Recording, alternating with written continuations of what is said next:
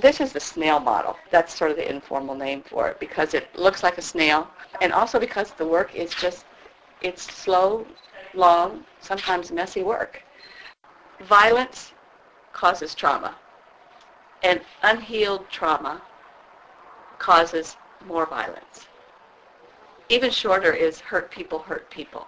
So what we have here, we have sort of three parts to the snail model, and that is, first we look at the victim cycle of what are sort of the common responses to trauma that happen to people, because simply by being aware of the responses, it helps people understand what they're going through and what they need to do to move on.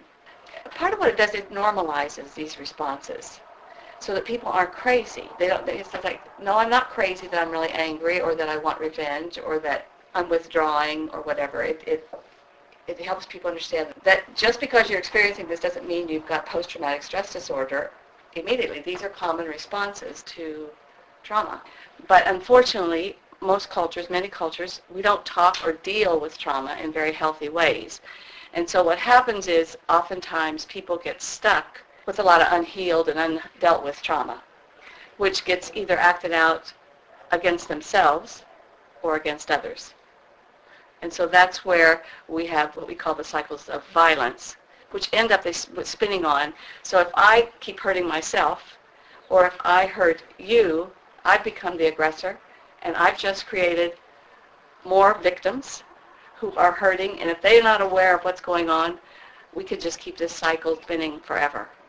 And this can happen at the individual level, it can happen at the family level, it can happen at the national level. So that's what these two circles indicate in here, the cycles of violence against ourselves and against others. We don't think it has to be that way.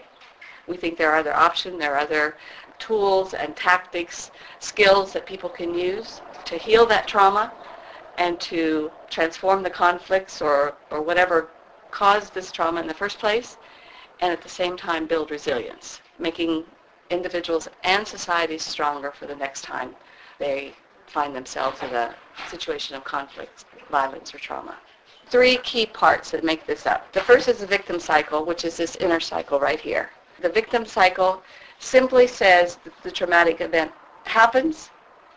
These are some responses that people have. It's not like a 12-step that they go in this order. We haven't figured out a way to make this figure eight in this circle, so we've collapsed them. So that's what this is here. This is simply the victim cycle, and this is the aggressor cycle. So these have been collapsed. And they're dotted saying at any point you can break out onto a healing path, a resilience path. At any point you can find yourself on the aggressor cycle.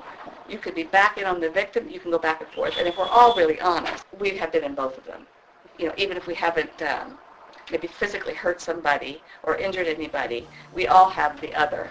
This really is a brand new way of looking at things. It is. It is. Because what it does is it goes beyond the medical model we're used to of trauma healing. And it, in some ways, it brings it back to something that we all need to be aware of and that we all can be doing something with. We're going to need the heart doctors, the psychologists. We're going to need them for the big wounds, but there's so much that we can be doing ourselves. And it connects it to justice and conflict transformation, which is another part, I think, that we haven't given enough attention to when we're looking at pains and wounds.